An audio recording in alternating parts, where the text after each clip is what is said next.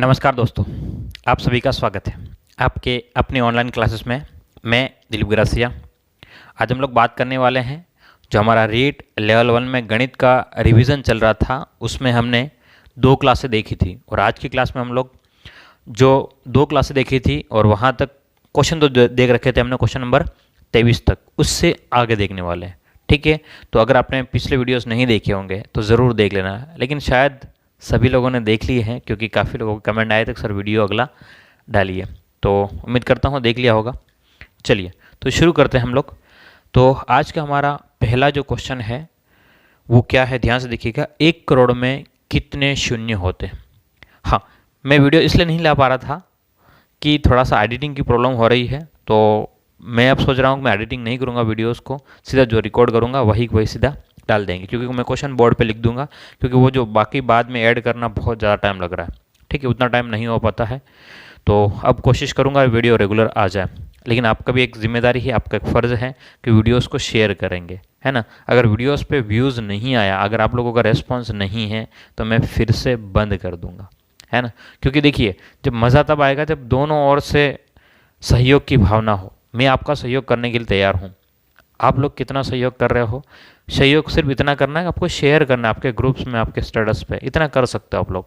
मैं आपके लिए बहुत अच्छे क्वेश्चंस लेकर के आऊँगा, और सबसे खास बात ये, क्वेश्चंस को सॉल्यूशन अच्छे तरीके से समझाया जाएगा, जैसे कि ऑफलाइन क्लासेस में होता है। ठीक है, चलिए तो क्वेश्चन चॉइस और ये है कि 1 करोड़ में कितने शून्य होते हैं। ठीक है, मैं क्वेश्चन लिख रहा हूँ, क्वेश्चन नंबर 24। 1 करोड़ में कितने शून्य होते हैं? कितने शून्य होते हैं? चलिए, तो सभी को आता होगा 1 करोड़ में कितने शून्य होते हैं। ऑप्शन ए जो है वो आपका 5, ऑप्शन बी जो है 6, ऑप्शन सी जो है आपके साथ में 7, और ऑप्शन डी जो है वो 8। ठीक है, 1 करोड़ में कितने शून्य होते हैं, ये आपको प्रश्न दिया गया है और साथ में ऑप्शन दिए गए। सबसे खास बात है कि ये जो प्रश्न है ना, वो यूट्यूब पर बहुत ज़्यादा सर्च हुआ है ना, कि 1 करोड़ में कितने ज़ीरो होते हैं। ठीक है, तो समझना है हमें कि 1 करोड़ में कितने ज़ीरो होते हैं। आसान काम है, कोई बहुत बड़ी या कठिन बात नहीं है, लेकिन समझना है कि 1 करोड़, तो क्योंकि आपके पास में टॉपिक भी यही 1 करोड़ तक पूर्ण संख्या है, तो पूछ सकता है या कुछ ऊपर नीचे करके पूछ सकता है। समझना कि मैं जो बात बता रहा हूँ उसको किस तरीके से आप लोग देखोगे। देखो, अगर एक ही ज़ीरो है तो हम लोग इसको कहेंगे इकाई। ध्यान से देखना, इकाई कैसे है, मतलब यहाँ एक, ठीक है, यहाँ अगर 2 ज़ीरो, इकाई दहाई, इकाई दहाई, और यहाँ पर सैकड़ा, 3 जगह। सबसे पहले हमारे भारतीय पद्धति में हम लोग 3 इकाई दहाई सैकड़ा पढ़ते हैं, उसके बाद में 1000, 10,000, लाख, 10 लाख, और उसके बाद में 1 कर दो, क्योंकि जो करोड़ पूछेगा उसके बारे में। तो ध्यान से देखना, इकाई दहाई सैकड़ा 3 हो गए, 1000, 10,000, लाख, 10 लाख और करोड़। करोड़ पे जहाँ पूछेगा 1, तो उस करोड़ की जगह पे 1 रख देना। 2 पूछता है तो 2 रख देना, 3। लेकिन क्वेश्चन कह रहा है कि भाई 1 करोड़ में कितने ज़ीरो होते हैं, 1 करोड़ में कितने ज़ीरो होते हैं। तो आपके पास में 3, ये 5 और 7, तो कितने ज़ीरो होते हैं? तो ऑप्शन सी सही होगा, 7 ज़ीरो। क्लियर है बात। अब और क्या पूछा जा सकता है ये समझिएगा। 1 करोड़ में कितने ज़ीरो होते हैं, ठीक है। अब आपसे पूछ सकता है कि भाई 1 करोड़ में कितने हज़ार होते हैं। 1 करोड़ में कितने हज़ार होते हैं, कितने हज़ार। ये प्रश्न सिर्फ एक ही के ऊपर नहीं है, ठीक है। तो समझना है कि 1 करोड़ में कितने हज़ार होते हैं। तो आपके पास में, ध्यान से देखिएगा, ये आपके पास में 1 करोड़ आपने लिख लिया, ठीक है। अब इसको मुझे अगर हज़ार में बदलना है तो इसका मतलब ये है कि मैं इसको इस प्रकार से लिख सकता हूँ, 1000, ये लिख लिया। पहले क्या लिख लिया मैंने, सबसे पहले 1000 लिख लूँगा, और उसके बाद में मेरे पास में 1 करोड़ जो लिखा हुआ है, ध्यान समझना, 1 करोड़ जो लिखा हुआ है, यहाँ से मैंने 3 ज़ीरो, ये वाले 3 ज़ीरो जो है वो यहाँ पर कर दिए मैंने, और साथ में 1 कर दिया ताकि ये 1000 बन गया। अब मेरे पास में जितने ज़ीरो बचे हुए हैं इसको इधर लिख लेंगे, 1, 2, 3, 4, और ये आपके पास में 1। तो इसको हम लोग कहते हैं, ध्यान से देखना, कि 1 करोड़ में कितने हज़ार होते हैं। तो ये हज़ार हज़ार की अगर नोटें हो, मान लो जैसे पहले चलती थी हज़ार हज़ार की अगर नोटें हो तो हमें 10,000 नोटों की आवश्यकता पड़ेगी। इस तरह के समझो, अगर हज़ार हज़ार की नोटें हैं तो हमें कितने नोटों की ज़रूरत पड़ेगी। ये जो आपके पास में 10,000 कितना है, 10,000, 10,000 आपके पास में ये होंगे। क्लियर है बात, 10,000 हज़ार है ये, ठीक है।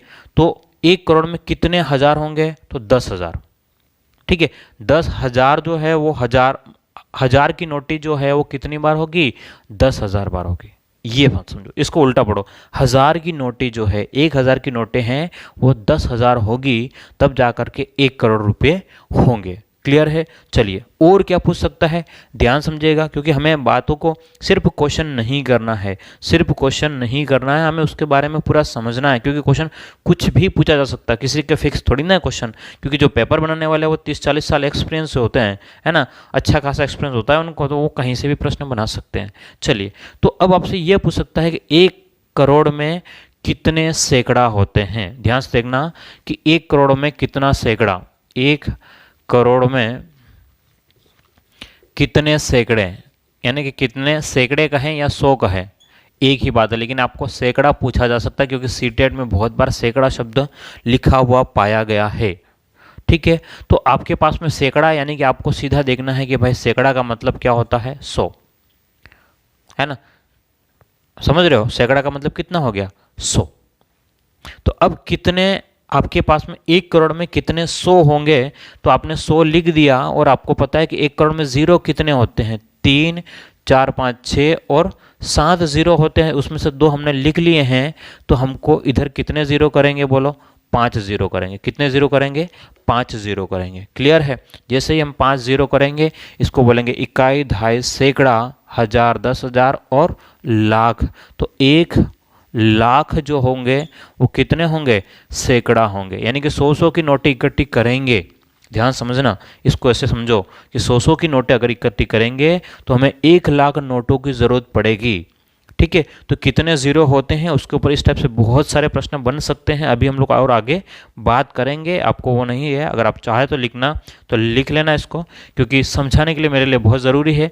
अगर मैं क्वेश्चन नहीं लिखता हूँ बोर्ड पे तो मैं एक्सप्लेन नहीं कर पाता हूँ व्यवस्थित तरीके से, क्योंकि मुझे एक ही क्वेश्चन नहीं समझाना, मुझे उसके आसपास के सभी क्वेश्चन को एक्सप्लेन करना है, ताकि वो कंसेप्ट आपके दिमाग में बैठे। ये नहीं कि बस एक प्रश्न सोल्व कर दिया, मैंने ऑप्शन पर टिक करा दिया और आगे चला गया, वो रटने वाली बात हो जाएगी, और हमें रटना नहीं है, हमें समझना है। समझोगे तो क्वेश्चन कोई भी होगा आप लोग कर लोगे। चलिए, तो आप लोग इसको ज़रूर से लिख लीजिए। चलिए, अब आपके पास में बहुत अच्छा क्वेश्चन है, अगला क्वेश्चन नंबर 25वां।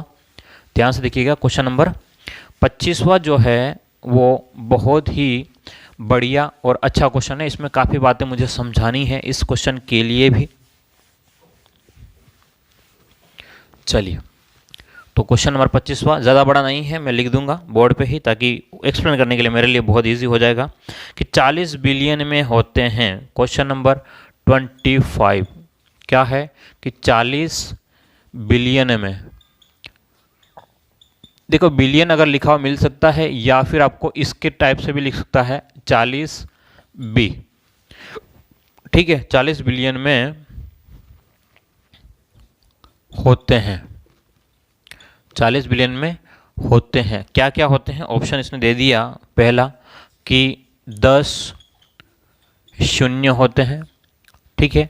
सेकंड ऑप्शन क्या दे दिया इसने, 4,000 जो है वो करोड़ होंगे, ठीक है। ऑप्शन सी जो है आपके पास में वो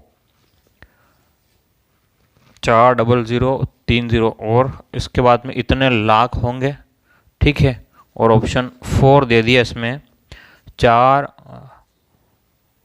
करोड़, 4 करोड़ हज़ार, ठीक है। और ऑप्शन 5वां है उपयुक्त सभी। वैसे इसका आंसर उपयुक्त सभी होगा, लेकिन मुझे इन सब बातों को समझाना है, इसलिए समझिएगा आप लोग, ठीक है। इसने कि दिए गए 40 बिलियन में, यानी कि 40 बी, बी का मतलब बिलियन में कितने ज़ीरो होते हैं, आपस में इनमें संबंध क्या है समझना है। तो सबसे पहली बात तो हमें ये पता होना चाहिए कि बिलियन, ट्रिलियन, मिलियन क्या होता है ना। क्या समझना होता है, बिलियन, ट्रिलियन, मिलियन क्या होता है। तो देखो मैंने वैसे शायद दूसरा वीडियो जो है रीट लेवल 1 का प्लेलिस्ट में मैंने दूसरा वीडियो जो है वो पूरा उसके ऊपर समझा रखा है, ठीक है। आप लोग और डिटेल से देखना हो तो वहाँ जाकर के देख लेना। यहाँ जो है मैं इस क्वेश्चन से संबंधित समझाऊंगा। देखिए कैसे समझोगे आप लोग, ध्यान से देखिएगा कि हमें 40 बिलियन कहा गया है, तो इसके लिए आपको 3-3 के जोड़े बनाने होते हैं। क्या करना होता है, 3-3 के जोड़े बनाना आप लोग सबसे बेहतर तरीका होगा। तो ध्यान समझिएगा कि मैं यहाँ पर 3 के जोड़े इधर बनाऊंगा, 3 के जोड़े इधर बनाऊंगा और फिर से 3 के जोड़े इस टाइप से। तो आपके पास में ये जो होगा इकाई, दहाई, सैकड़ा, ठीक है। यहाँ पर सारे काम हजार के रहेंगे और यहाँ पर सारे काम आपके मिलियन के है ना, मिलियन रहेगा। ये आपके हजार के रहेंगे और यहाँ पर इकाई, दहाई, सैकड़ा, ठीक है स्टार्टिंग में। और ये जो काम रहेगा आपके पास में, ये आपके पास में बिलियन का रहेगा। बोलो किसका रहेगा, बिलियन का। तो आपको इतनी जगह भरनी है। सुनना, अंतर्राष्ट्रीय पद्धति में आपके पास में 3-3 के जोड़े बनते हैं। जैसे भारतीय पद्धति में क्या होता है कि भारतीय पद्धति में पहले 3 के जोड़े, पहले कितनों के जोड़े, 1, 2 और 3 के जोड़े, फिर जो है वो 2-2 के जोड़े बनते हैं। फिर क्या होते हैं, भारतीय पद्धति में यही चलता है, इकाई, दहाई, सैकड़ा, हजार, 10,000, लाख, 10 लाख, ठीक है। लेकिन अंतर्राष्ट्रीय पद्धति में क्या होता है, 3-3 के ही जोड़े बनेंगे। याद रखना, कितनों कितनों के जोड़े बनेंगे, 3-3 के जोड़े बनेंगे। बस यही दिमाग में रखना तो आपका काम हो जाएगा। इकाई, दहाई, सैकड़ा, फिर से यहाँ पर हजार में 100,000 या आपके पास में स्टेप्स चलेंगे हम लोग यहाँ पर, और यहाँ पर मिलियन और यहाँ पर बिलियन। बी का मतलब क्या है आपके पास में, बिलियन। बी का मतलब क्या है, बिलियन है, ठीक है। एम का मतलब मिलियन, ठीक है। तो ये आपको ध्यान में रखना है। तो इसने क्या कहा, क्वेश्चन ये कहा है कि 40 बिलियन में होते हैं कितने ज़ीरो। तो सबसे पहले कितना कहा, 40 बिलियन कहा। तो जहाँ 40 होगा वहाँ पर 40 लिख लो। जहाँ पर 40 होगा वहाँ पर आपने क्या किया, 40 लिख लिया। अब जितनी जगह खाली पड़ी हुई है, जितनी जगह खाली पड़ी हुई है वहाँ सभी जगह ज़ीरो भर देंगे आप लोग। क्या करेंगे, सभी जगह ज़ीरो भर देंगे ताकि कोई कन्फ्यूज़न नहीं रहे। रटना नहीं है आपको, रटना भी नहीं है, कुछ कन्फ्यूज़ नहीं होना है, ठीक है। तो आप क्या करेंगे, यहाँ पर इस प्रकार से लिख करके ये आपने 40 बिलियन लिख दिया। ध्यान से देखना, इकाई, दहाई, सैकड़ा, हजार वाले में 3 खंड, मिलियन वाले में 3 खंड, है ना। MBT याद रखना, मिलियन, बिलियन और ट्रिलियन, ठीक है। मिलियन, बिलियन और ट्रिलियन इधर से चलता है, MBT। तो आपके पास में अब ध्यान से देखना, इसने कहा ऑप्शन पे देखो कि 10 ज़ीरो होंगे। तो यहाँ गिनो, 3, 3, 6, 7, 8, 9 और 0। हाँ, तो 10 ज़ीरो होते हैं, बहुत बढ़िया। अगला देखो ध्यान से कि 4000 जो है वो करोड़ है। यानी कि अगर हम लोग करोड़ करोड़ रुपए का, एक एक करोड़ का ढेर करें, ढगले करें, समझें बात को। अगर मैं एक एक करोड़ को एक एक जगह रखूं तो मुझे इनको 4000 बार रखना पड़ेगा। तो आपके पास में ध्यान से देखना, इसने क्या कहा कि 4000 और करोड़ कहा है। तो आप लोग यहीं से पढ़ेंगे, कैसे पढ़ोगे, इकाई, दहाई, सैकड़ा, हजार, 10,000, लाख, ठीक है। और उसके बाद में इकाई, दहाई, सैकड़ा हो गया, हजार, 10,000, लाख हो गया, 10 लाख, ठीक है। और उसके बाद में ध्यान से देखिएगा, आप लोग यहाँ पर आप जीरो कर लें, यानी 1 कर, 10 लाख आपने पढ़ लिया। उसके बाद में क्या होगा, करोड़। तो यहाँ पर 1 का निशान कर ले आप लोग। अगर नहीं समझ में आया है तो इसको वापस से देख लीजिएगा, टेंशन नहीं करना है। आपको कितना करना है, यहाँ पर पहले आपको करोड़ बनाना है सबसे पहले। तो आप लोग इस प्रकार से लिख सकते हैं, इकाई, दहाई, सैकड़ा, हजार, 10,000, लाख, 10 लाख और करोड़। ये तो आपके पास में क्या हो गया, करोड़ हो गया। बोलो क्या हो गया, करोड़। उसके बाद में इसने क्या बोला, अब आपके पास में जीरो कितने बच गए, तो ध्यान से देखो, 1, 2, 3 जीरो। तो 1, 2, 3 और आपके पास में 4। तो ध्यान से देखो, 4000 और करोड़। क्लियर है।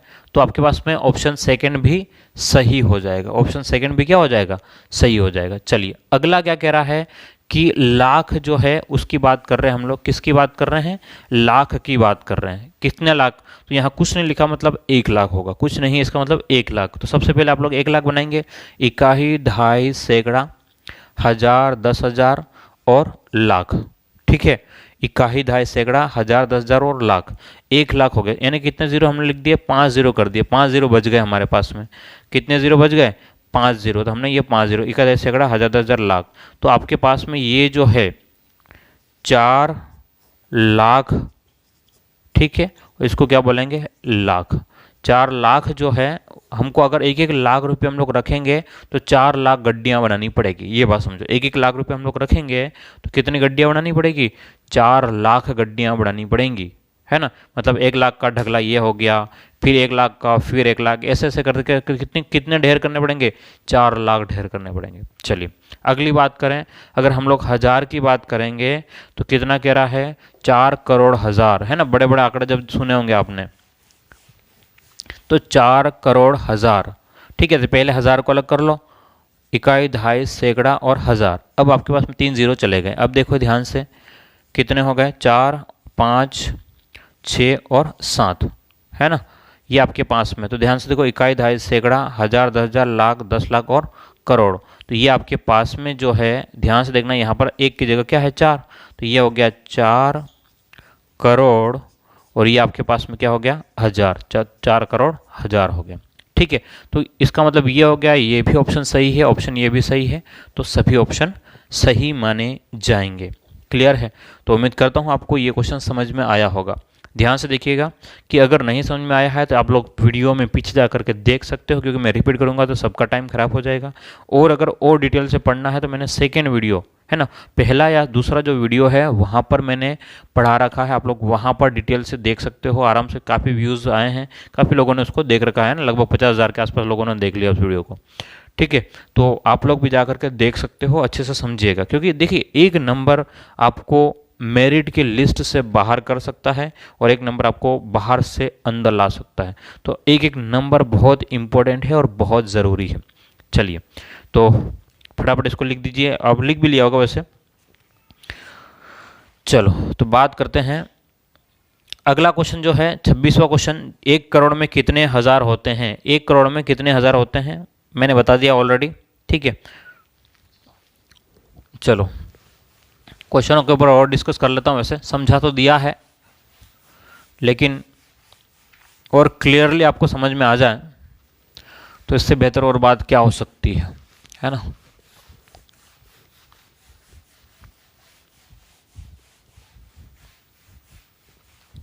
चलिए, तो अगर एडिटिंग नहीं करूँगा तो ज़्यादा रेगुलर वीडियो आ जाएंगे, और एडिटिंग करनी पड़ी तो बहुत टाइम लगता है, तो फिर मेरा मन नहीं करता। मैंने कहा फिर कौन मगजमारी करे, है ना। किसी को लगता हो कि यूट्यूब से बहुत कमाते होंगे, ऐसा कुछ नहीं है ना। अगर कमाते होता तो यूट्यूब पर ही लगे रहते हैं, समझ रहे हो ना। अगर कमाते होते तो हम लोग यूट्यूब पर ही लगे रहते हैं ना, नहीं कमाते होंगे तभी नहीं है ना। और दूसरा, इतना इंटरेस्ट भी नहीं आता भाई, है ना। जब भी मैं वीडियो रिकॉर्ड कर रहा हूँ, ये ज़बरदस्ती की हंसी है ये, ठीक है, समझ रहे हो ना, कि इतना कोई खास हंसी आती नहीं, क्योंकि सामने कोई है ही नहीं। तो वीडियो रिकॉर्ड करना इतना आसान नहीं है ना। और रेगुलर एक वीडियो बना देना आसान काम है, लेकिन रेगुलर रोज़ रोज़ वीडियो डालना बहुत मुश्किल, क्योंकि परिवार के साथ में तालमेल बिठाना, क्योंकि ये जो रिकॉर्डिंग हो रही है वो घर में हो रही है, तो घर में पूरा मैंने बोर्ड वगैरह सब कुछ लगा रखा, लेकिन फिर भी घर में इतनी शांति थोड़ी ना होती है। घर में बाकी लोग भी होते हैं, है ना, बर्तन वगैरह की भी आवाज़ आती रहती है, काफ़ी चीज़ें होती रहती है, तो सबको बीच में एडजस्ट करना मुश्किल होता है। फिर भी जो किया जा रहा है आपके लिए, ध्यान से देखिएगा। 1 करोड़ में कितने हज़ार, 1 करोड़ में कितने हज़ार होते हैं, ठीक है। वैसे ये क्वेश्चन मैंने समझा दिया है, लेकिन मैंने यहाँ पर लिख लिया था, तो मैंने सोचा कि चलो अब करवा ही देता हूँ। ऑप्शन ए जो है 100, ऑप्शन बी जो है 1000, ऑप्शन सी जो है 10,000 और ऑप्शन डी जो है आपके पास में लाख, ठीक है, 1 लाख है ना, ठीक है। तो ध्यान से देखिएगा, क्या कह रहा है कि 1 करोड़ में कितने हज़ार होते हैं, ठीक है। इसको 1000 की जगह 1000 कर लेना और इसको कर लेना 1 लाख, ठीक है। 1 करोड़ में कितने हज़ार होते हैं, पहली बात आपको क्या करना है, 1 करोड़ के बारे में पूछा है, सबसे पहले 1 करोड़ को लिखना होगा। बोलो क्या करना होगा, 1 करोड़ को लिखना होगा। तो आप लिखोगे इकाई, दहाई, सैकड़ा, हजार, 10,000, लाख, 10 लाख और करोड़। अब पूछा इसने हजार। ध्यान समझना कि मैं अब जो बात बता रहा हूँ अब पूरा अगर नहीं लिखते हो तो कैसे करोगे। इसने क्या बोला, कितने हजार, तो आपको पता है कि इकाई, दहाई, सैकड़ा, और अगर मैं यहाँ पर एक कर देता हूँ इस वाली जगह पर 3 जीरो को लेकर के, क्योंकि पता है 1 2 3, 3 जीरो को लेकर के एक करता हूँ, हजार बनता है। यानी कि डायरेक्ट मैं अगर यहाँ 1 कर दूँ, डायरेक्ट ही यहाँ 1 कर दूँ, तो आपके पास में ये भाग अलग हो गया और ये भाग अलग हो गया। बात समझना, क्या किया मैंने डायरेक्ट, तो आपके पास में ये 1000 बन गया। 1000 कितनी बार है, इकाई, दहाई, ठीक है, फिर ये कॉमा हट जाएंगे यहाँ से, इकाई, दहाई, सैकड़ा, हजार, 10,000। क्लियर है, पर समझ में नहीं आया होगा, ठीक है, तो पूरा एक बार देख लो, गलत नहीं होना चाहिए हमारे पास में। ये जीरो वाला खेल खतरनाक है। इकाई, दहाई, सैकड़ा, हजार, 10,000, लाख, 10 लाख और करोड़, ठीक है। तो ये आपके पास में जो है वो 1 करोड़ में कितने हजार होते हैं, क्या पूछ रहा है, 1 करोड़ में कितने हजार होते हैं। तो आप लोग 1000 को अलग निकाल लो, 1000 को अलग निकाल लिया। अब कितने जीरो रह गए, 3 जीरो हमने निकाल लिए हैं। कितने जीरो रह गए, 1 2 3 4, इकाई, सैकड़ा, तो ये आपके पास में 10,000, क्या बोलते हैं, 10,000 जो है वो कितने हैं, हजार होंगे।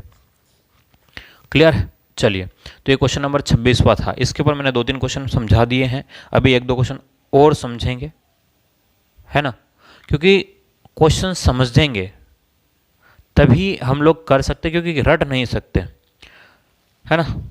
चलिए, अब अगला क्वेश्चन जो है क्वेश्चन नंबर 27वां, यहीं देख ले, ध्यान से देखिएगा। क्वेश्चन नंबर 27वां क्या कह रहा है आपसे कि 1000 सैकड़ा का मान होता है। ये अच्छा क्वेश्चन है। 1000 सैकड़ा का, 1000 सैकड़ा का मान होता है। क्या कह रहा है, 1000 सैकड़ा का मान होता है। बोलो क्या होता है, यानी कि क्या कह रहा है, ध्यान समझना कि यहाँ 2 अलग अलग भाग है, एक तो 1000 और यहाँ पर क्या है, सैकड़ा। तो दोनों को लिखेंगे सबसे पहले। सैकड़ा को हम लोग क्या लिखते हैं, ध्यान से देखिएगा, सैकड़ा यानी कि 100, सैकड़ा का मतलब क्या है, 100। 1000 का मतलब कितना हो गया आपके पास में, 1000। बात समझ में आ गया, यानी कि इन दोनों का गुणा करोगे तो 1 के बाद में कितने, 3 जीरो यहाँ पर, 2 जीरो यहाँ पर है, 1 2 3 4 और 5, ठीक है। तो आपके पास में इकाई, दहाई, सैकड़ा, हजार, 10,000 और लाख। ध्यान से देखना, इकाई, दहाई, सैकड़ा, हजार, 10,000 और लाख। तो बोलो कितना हो जाएगा, 1 लाख हो जाएगा। बोलो कितना हो जाएगा, सॉरी ये अगले वाला क्वेश्चन का था ऑप्शन, यहाँ पर मैंने ऑप्शन नहीं लिखे थे, तो आप लोग कर लेना। यहाँ पर 1 लाख आंसर होगा। कितना होगा, 1 लाख, ठीक है। समझना बातें, क्योंकि समझाना ज़रूरी है। यहाँ पर टाइम पास नहीं करना चाहता हूँ मैं, क्योंकि टाइम वैसे आपके पास में है भी नहीं उतना। चलिए, उम्मीद करता हूँ यहाँ तक समझ में आ गया होगा। एक और लास्ट प्रश्न देख लीजिएगा, फिर इसके बाद में हम लोग इसको हटाएंगे, है ना, फिर अगले पे चलेंगे, अगले टाइप पे। चलिए, तो एक क्वेश्चन है, मैं पढ़ देता हूँ, फिर बहुत लिख दूंगा।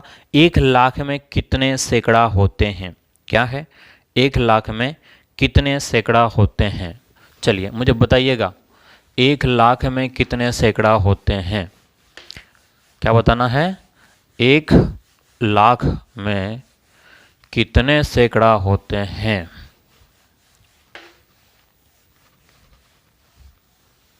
चलिए, हो गया होगा, ठीक है। ये क्वेश्चन नंबर 28वां था। 1 लाख में कितने सैकड़ा होते हैं, यानी कि कितने 100 होते हैं पूछ रहा है। कितने में, 1 लाख में कितने सैकड़ा होते हैं। और ऑप्शन ए जो है वो 10, ऑप्शन बी जो है वो 100, और ऑप्शन सी जो है 1000, और ऑप्शन डी जो है वो 10,000, ठीक है। ध्यान से देखिएगा, अच्छे अच्छे प्रश्न हैं। इसके बाद में रोमन संख्या वगैरह का भी है, तो आपको बताना है, क्या बताना है कि भाई 1 लाख में जो है वो 100 होते हैं, वो कितने होते हैं।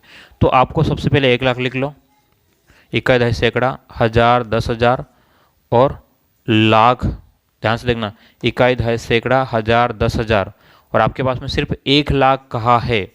क्या कहा है? सीधा 1,00,000 कहा है, तो आपके पास में ये 1,00,000 बन गया है। इकाई, दहाई, सैकड़ा, हजार, 10,000 और लाख। ठीक है, अब क्या कहा क्वेश्चन में कि 1,00,000 में कितने सैकड़ा होते हैं। सैकड़ा में कितने जीरो होते हैं? 2 जीरो, इनको हटा दिया तो आपके पास में ये हो गया। तो 1,000 क्या होते हैं? सैकड़ा, या 1,100 चाहिए। तो 1,100 कहाँ पर है? आपके पास ऑप्शन सी पर है। क्लियर है? चलिए, तो इसको लिखिएगा, क्योंकि यहाँ तक हम लोग संख्याओं के बारे में देख रहे थे। अब कुछ और मिक्स करेंगे क्वेश्चन, थोड़ा सा लेवल बढ़ेगा आपका।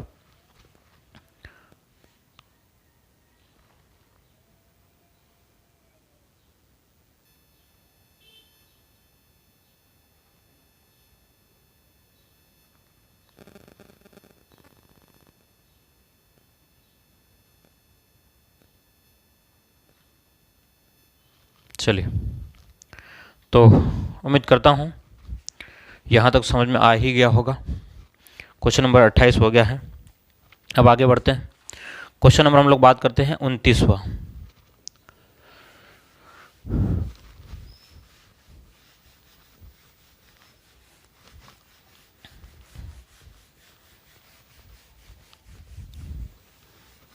चलो, क्वेश्चन नंबर 29वां क्या कह रहा है कि निम्न में से अपरिमेय संख्या नहीं है। निम्न में से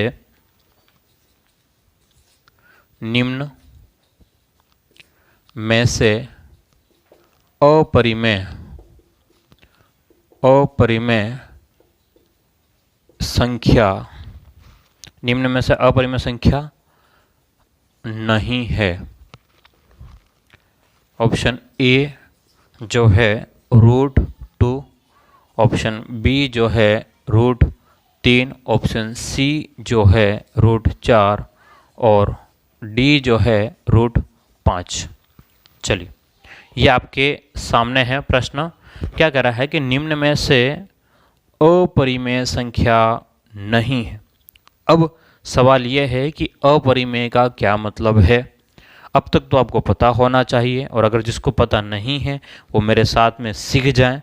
ऐसा नहीं है कि मुझे नहीं आएगा या दिमाग में नहीं सोचना है। तो पहले बात करते हैं हम लोग अपरिमेय, ये होता क्या है, फिर हम लोग संख्याओं के बारे में बात करते हैं। तो अपरिमेय का मतलब है कि जिन संख्याओं को हम लोग P/Q में नहीं लिख सकते हैं। बोलो, क्या बोलते हैं? जिन संख्याओं को हम P/Q में नहीं लिख सकते हैं वो क्या है आपके पास में? अपरिमेय संख्या। क्या है? अपरिमेय संख्या। तो कहने का मतलब है जिन संख्याओं को P/Q में हम लोग नहीं लिख सकते हैं। P/Q का क्या मतलब है? यहाँ पर जो होता है P और Q जो है वो दोनों को दोनों पूर्णांक होना चाहिए। P और Q दोनों को दोनों पूर्णांक होना चाहिए। अब ये नई बीमारी क्या आ गई उसको भी समझते हैं।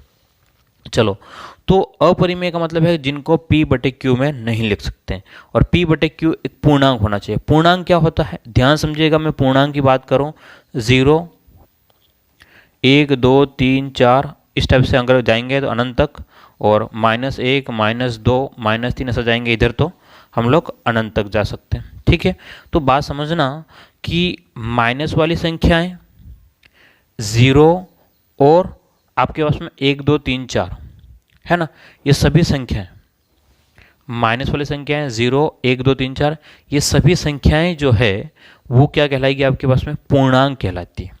पूर्णांक का मतलब पूरे अंक, पॉइंट में नहीं होना चाहिए। पूर्णांक का मतलब क्या है? पूरा अंक, चाहे प्लस में लिखो चाहे माइनस में लिखो, चाहे प्लस में लिखो या फिर चाहे माइनस में लिखो, लेकिन अंक क्या होने चाहिए? पूरे अंक होने चाहिए, तभी हम लोग क्या बोलते हैं? इसको पूर्णांक कहते हैं। क्लियर है बात? चलो, पूर्णांक समझ में आ गया, तो अपरिमेय की बात करते हैं। तो हम लोग अगर इनमें से कोई भी संख्या उठा करके रखते हैं P और Q की जगह, जैसे कि समझना कि 2 रख दिया मैंने, 3 रख दिया, लेकिन यहाँ पर नीचे जो है वो आपके पास में ध्यान से देखना कि परिमेय में 0 नहीं आना चाहिए। यहाँ पर 0 आ जाएगा, चल जाएगा, कोई दिक्कत नहीं है। ठीक है, अपरिमेय जिनको P/Q में हम लोग लिख ही नहीं सकते। अगर हम लोग P/Q में लिखा तो ये क्या बन गया आपका? परिमेय बन गया। बोलो, क्या बन गया? परिमेय। मतलब जिन संख्याओं को हम लोग इसके रूप में लिख नहीं सकते हैं, जिन संख्याओं को p/q में लिख नहीं सकते हैं उनको कहते हैं अपरिमेय संख्या। तो ये आपके पास में 2/3 है, परिमेय संख्या होगा। ऐसा लिख सकते हैं तो परिमेय होगा और नहीं लिख सकते हो तो अपरिमेय। अब हम लोग बात करते हैं यहाँ पर, क्या √2 को इस p/q में हम लोग लिख सकते हैं? तो नहीं लिख सकते हैं। क्यों नहीं लिख सकते हैं? क्योंकि √2 जो है वर्गमूल में है, और वर्गमूल अगर हम लोग लेंगे तो उसका आंसर जो आएगा वो पॉइंट में आएगा, और पॉइंट में आएगा लेकिन वो खत्म नहीं होगा, है ना। √2 का मान है वो लगातार चलता रहता है, पॉइंट में भी रिपीट भी नहीं होता और लगातार क्या होगा, चलता रहेगा। इसलिए हम लोग इसको क्या कहते हैं, अपरिमेय संख्या कहते हैं। क्यों? क्योंकि इसको p/q में नहीं लिख सकते हैं। उसी प्रकार से √3 को भी हम लोग अपरिमेय कहते हैं, अपरिमेय कहते हैं, और √4 को परिमेय कहेंगे। क्यों कहते हैं, बाद में बताता हूँ। √5 को अपरिमेय। तो अपरिमेय संख्या नहीं है तो कौन सा नहीं है, 4 नहीं है, क्योंकि 4 जो है वो परिमेय संख्या है। अब बोलोगे सर आप 4 को परिमेय कैसे लिख दिया? तो रूट में 4 है, 4 का वर्गमूल क्या हो जाएगा, 2। वो तो 2 में कुछ नहीं, इसका मतलब कितना है आपका, 1। तो √4 को मैं 2/1 लिख सकता हूँ, क्योंकि 1 मिस्टर इंडिया है जो गायब रहता है, आपको दिखाई नहीं देगा। बात समझ रहे हो मेरी बात? चलिए, तो आपके पास में निम्न में से अपरिमेय संख्या नहीं है। अपरिमेय संख्या नहीं है तो कौन सा है आपके पास में, ध्यान से देखना, क्योंकि बाकी सभी अपरिमेय हैं, √3, √4, √5, √7 जो भी है। लेकिन ये जो है आपके पास में √4 जो है वो क्या है, परिमेय संख्या। इसका वर्गमूल हम लोग ज्ञात कर सकते हैं, इसलिए इसको p/q में भी लिख सकते हैं। चलिए, इसका अगला प्रश्न इसी से आगे है, वो देख लेते हैं।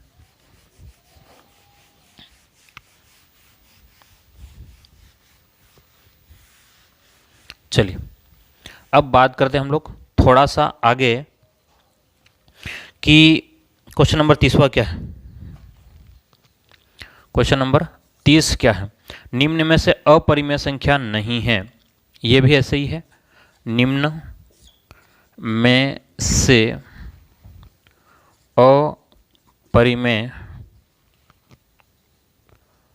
संख्या नहीं है, और ए ऑप्शन दे दिया 2 प्लस में √3, ऑप्शन बी 2 माइनस में √3, ऑप्शन सी 2 √3, और ऑप्शन डी जो है -2।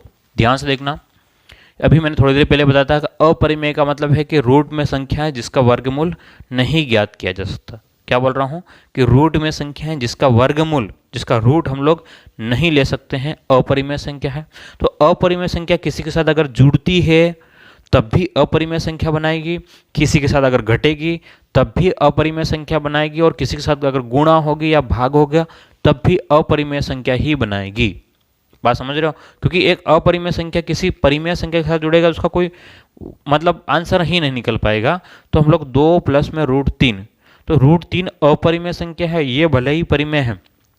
क्या कह रहा हूँ, सॉरी, कि ये भले ही परिमेय है 2, लेकिन ये तो अपरिमेय है। तो अपरिमेय में अगर परिमेय संख्या जुड़ती है तो पूरी संख्या ही अपरिमेय हो जाती है। अपरिमेय किसी परिमेय संख्या में घटती है, ठीक है, या घटाते हैं, तब भी पूरी संख्या क्या हो जाएगी, अपरिमेय हो जाएगी।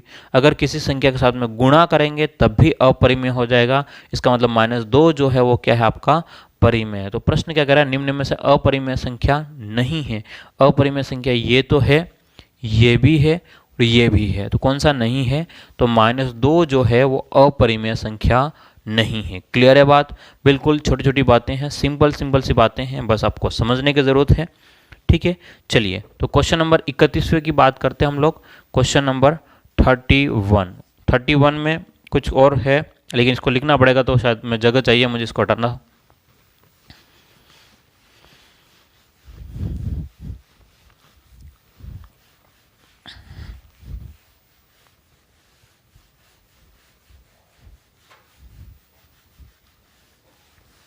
चलिए, बोर्ड भी बराबर साफ नहीं होता है।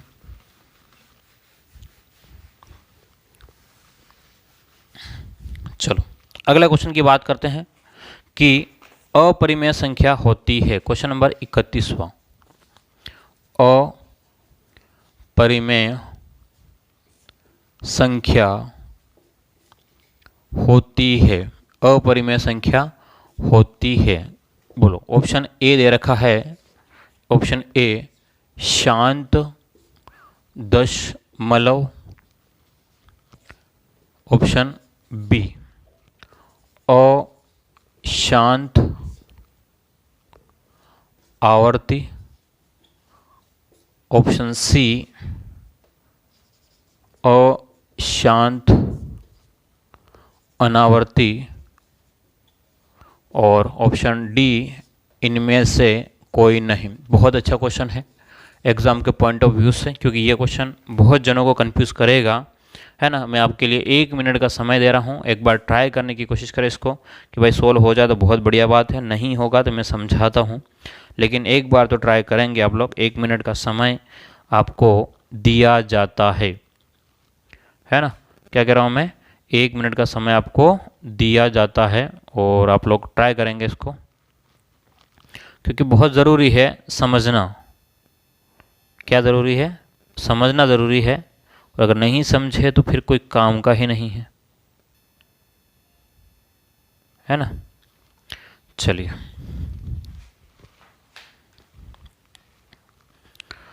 क्वेश्चन क्या कह रहा है कि निम्न अपरिमेय संख्या होती है। अब बात कर रहे हैं दशमलव संख्याओं को। किसकी बात करें हम लोग? मामला गड़बड़ हो गया, शायद निकल गए भाई। हम लोग बात करते हैं दशमलव संख्याओं की। अगर बात करें, हाँ मेरे साथ बोलिए, क्या किसकी बात करें हम लोग? अगर दशमलव संख्याओं की बात करें तो जिन संख्याओं को p/q में हम लोग लिख सकते हैं, ये क्या है? परिमेय संख्या। बोलो क्या है? परिमेय संख्या है। बात समझना, p/q में जिसको लिख लिया वो परिमेय हो गया। अब हम लोग इससे आगे जाते हैं, जैसे कि मैंने कह दिया कि 5/4 बोल दिया। 5 में कितना बोल दिया? 4। तो अगर मैं इसका भाग लगाऊंगा तो 4 एकम 4, और आपके पास में ध्यान से देखने तो आप लोग के पास में 4.25 आंसर आ जाएगा, मतलब 1.25 आंसर आ जाएगा। तो ध्यान से समझना कि मैंने इसको भाग लगाया 5/4 में, तो पॉइंट भी आ गया, यानी कि दशमलव आ गया, और लेकिन ये यहाँ पर जाकर के क्या हो गया? ख़त्म हो गया, इससे आगे नहीं बढ़ रहा। अगर ये लगातार, ध्यान समझना, लगातार आगे बढ़ता है, लगातार अगर आगे बढ़ता है, ठीक है, लगातार आगे बढ़ता है, और क्या कह रहे हैं कि ख़त्म ही नहीं होता, ख़त्म ही क्या होता है? ख़त्म नहीं होता है। लगातार आगे बढ़ रहा है और ख़त्म नहीं हो रहा है, तो इसको बोलते हैं अशांत बोलते हैं। क्या बोलते हैं? अशांत। समझो, शब्दों को समझना है ना। अशांत का मतलब क्या हो गया कि आपके पास में ये लगातार आगे बढ़ रहा है लेकिन ख़त्म नहीं हो रहा है कोई भी। जैसे कि मैंने बोल दिया कि भाई 4.32548952841, कुछ भी पता नहीं, चल ही रहा है, कुछ भी पता नहीं है, समझना। तो ये लगातार चल रहा है तो अशांत कहते हैं। अब अशांत में भी दो बातें हैं, एक तो क्या होता है कि अगर रिपीट हो रहा है कि रिपीट नहीं हो रहा है। क्या कह रहा हूँ मैं? रिपीट हो रहा है कि नॉन रिपीट हो रहा है, मतलब रिपीट नहीं हो रहा। अगर रिपीट हो रहा है, सुनना ध्यान से, अगर रिपीट होता है, रिपीट होने का मतलब जैसे कि 4 4 4 या 5 5 5 5 2 1, ऐसा कुछ अगर रिपीट हो रहा है तो इसको कहते हैं अशांत। तो कहते ही कैसे है ना, अशांत तो कहते हैं, अगर रिपीट होता है उसको कहते हैं आवर्ती। क्या बोलते हैं? अशांत आवर्ती। और अगर रिपीट नहीं होता है तो उसको बोलते हैं अशांत अनावर्ती, है ना, नॉन रिपीटिंग। ठीक है, टर्मिनेट भी नहीं हो रहा, ख़त्म भी नहीं हो रहा और रिपीट भी नहीं हो रहा है। तो बात समझना कि पहले अशांत का क्या मतलब है। अशांत का मतलब है कि जो ख़त्म नहीं हो रहा है, लगातार चलती जाती है, तो अशांत आपके पास में। देखो शांत दशमलव है, इसका मतलब ये तो परिमेय संख्या होगा, क्योंकि जब ख़त्म हो जाएगी, जो संख्याएं ख़त्म हो जाएगी वो आपके पास में परिमेय है। तो शांत दशमलव का मतलब क्या हो गया? आपका परिमेय ही है। ठीक है, अब हम लोग बात करें अशांत आवर्ती। अशांत, ध्यान से देखना, ये अशांत है लेकिन रिपीट हो रही है, अशांत आवर्ती, ये भी परिमेय संख्या होती है। ये भी बोलो क्या होती है? अशांत आवर्ती, क्योंकि जो खत्म नहीं है उसको क्या बोलते हैं हम लोग? अशांत। खत्म नहीं हो रही अशांत, और रिपीट हो रही इसको आवर्ती। तो अगर खत्म नहीं हो रही लेकिन रिपीट हो रही है, खत्म नहीं हो रही लेकिन रिपीट हो रही है, तब भी वो क्या कहलाएगी? आपकी परिमेय कहलाएगी। बोलो क्या कहलाएगी? परिमेय। लेकिन जो खत्म भी नहीं हो रही और रिपीट भी नहीं हो रही, इसको कहते हैं अपरिमेय। क्या बोलते हैं? अपरिमेय बोलते हैं। क्लियर है बात? तो मैंने वापस समझा दिया यहाँ पर कि इससे समझना कि इसमें जैसे भाग लगाया, खत्म भी हो गई और आपके पास में रिपीट भी नहीं हो रहा, इसको कहते हैं हम लोग शांत। क्या बोलते हैं? शांत दशमलव। तो ये परिमेय है, इसमें तो कोई दिक्कत नहीं है। लेकिन इन दोनों में क्या, अशांत का मतलब क्या है कि वो खत्म ही नहीं हो रहे। लेकिन इसमें भी क्या, एक तो रिपीट हो सकता है, नहीं रिपीट हो, तो रिपीट हो सकता है उसको कहते हैं परिमेय, और रिपीट नहीं होता उसको कहते हैं अपरिमेय। अशांत अनावर्ती यानी कि अपरिमेय संख्या। क्लियर है? चलिए, तो ये आपके पास में आज की क्लास में हमने 5-6 प्रश्न देखे हैं, 6 या ज़्यादा प्रश्न देखे हैं, क्योंकि हमारा टाइम ज़्यादा लगता है तो, क्योंकि समझाना ज़्यादा होता है। 6 प्रश्नों में भी छोटी छोटी बात, बहुत सारी बातें जो मैंने यहाँ पर, जैसे कि अशांत शांत दशमलव क्या हो गया, ये यहाँ समझा दिया। अशांत दशमलव आवर्ती क्या हो गया, वो भी समझा दिया। ठीक है, अशांत अनावर्ती क्या था, वो भी समझा दिया। तो इसकी वजह से हमारे पास में क्वेश्चन कम होते हैं, लेकिन कंसेप्ट जो है वो ज़्यादा होता है। ठीक है, क्वेश्चन कम ज़रूर है लेकिन कंसेप्ट ज़्यादा है। क्योंकि क्वेश्चन देखो, क्वेश्चन रट करके आप लोग नंबर नहीं ला सकते। अगर आपको कंसेप्ट पता है तो क्वेश्चन को किसी भी तरह से घुमा के आपको दिया, आप उड़ा दोगे, और अगर नहीं पता, रट के गए तो आप उड़ जाओगे। तो मैं चाहता हूं कि आप उड़ो नहीं, आप क्या, उड़ा के आओ, है ना। उड़ा के आने के लिए आपको कंसेप्ट की ज़रूरत है। ऐसा मत सोचना कि लास्ट टाइम में आप कंसेप्ट क्या करेंगे। लास्ट 1 सेकंड पहले भी अगर आपको कोई कंसेप्ट पता है तो उससे अगर कोई प्रश्न हो सकता है तो कर लेना, क्योंकि ना तो मेरा क्वेश्चन रिपीट होने वाला और ना किसी भी कोचिंग का रिपीट नहीं होने वाला। ध्यान से सुन लेना, चाहे मैं फ्री पढ़ा रहा हूँ, कोई पैसे लेकर के पढ़ा रहा है, ठीक है, लेकिन रिपीट किसी का नहीं होना है ना। हाँ, कुछ एक आध अपवाद हो सकता है कि एक आध क्वेश्चन, 2 क्वेश्चन रिपीट हो जाए, वो तो होते हैं सबके, है ना, वो कोई बहुत बड़ी बात नहीं है। वो तो जो शाश्वत क्वेश्चन होते हैं, जो हमेशा, मतलब बोलते हैं ना कि सदाबहार कुछ प्रश्न होते हैं जो हमेशा आते रहते हैं, वो तो रिपीट होना कोई बहुत बड़ी बात नहीं। लेकिन कोई अलग से क्वेश्चन है कि मैं कहता हूँ नहीं यही क्वेश्चन पढ़ के जाना, आ सकता है या आएगा, ऐसा नहीं होगा। आ सकता है एक अलग बात है, लेकिन कहता हूँ आएगा तो वो नहीं। ठीक है, तो आपको बस आसपास जो भी क्वेश्चन पढ़ाया जा रहा है उसके आसपास की बातें भी समझोगे तो आप वहाँ से ऑप्शन को एलिमिनेट, है ना, जो कौन सा हो सकता है कौन सा नहीं हो सकता है वो भी पता कर सकते हो। जैसे आपको अपरिमेय भले नहीं पता, लेकिन अगर इनका पता होता तब भी आप क्वेश्चन कर लोगे। क्लियर है? तो इन बातों को ध्यान रखिएगा और वीडियो को शेयर ज़रूर करना। अगर शेयर करोगे तो मैं रेगुलर वीडियो डालूंगा, अगर शेयर नहीं करोगे तो रेगुलर वीडियो आने की कोई गारंटी नहीं है। क्योंकि जब आप मेरे को ही व्यूज़ नहीं मिल रहे हैं तो क्या मतलब है फिर, है ना। जब लोग देख नहीं है, क्योंकि व्यूज़ नहीं मिलने का मतलब ये सीधे लोग नहीं देख रहे हैं, तो जो लोग नहीं देख रहे हैं उस वीडियो को डालने का क्या औचित्य है। मैं अपना नेट 2 GB 3 GB क्यों ख़राब करूँ, अपना 1 घंटा क्यों ख़राब करूँ, है ना। मैटर तैयार करो, सब चीज़ें तो बहुत मगजमारी। देखो, ऑफलाइन पढ़ाना बहुत आसान काम है ना। ऑफलाइन अगर कोई पढ़ाता है तो बहुत आसान काम कुछ नहीं है। हमारे पास में नोट्स या लिखा पढ़ा हुआ है, जा करके उठाया सीधा पढ़ा दिया, मैं क्या, कोई भी टीचर हो। लेकिन ऑनलाइन पढ़ाने के लिए बहुत ज़रूरी बातें होती है कि आपके पास में जो पढ़ाना है वो चीज़ पता होनी चाहिए, है ना। टाइम पास नहीं कर सकते हैं। क्लियर है? चलिए, तो उम्मीद करता हूँ आपको सब बातें समझ में आ गई होगी और मिलते हैं अगली क्लास में बहुत जल्दी। बहुत जल्दी का मतलब नेक्स्ट क्लास बहुत जल्दी आपको मिल जाएगी, है ना। भरोसा रखिएगा।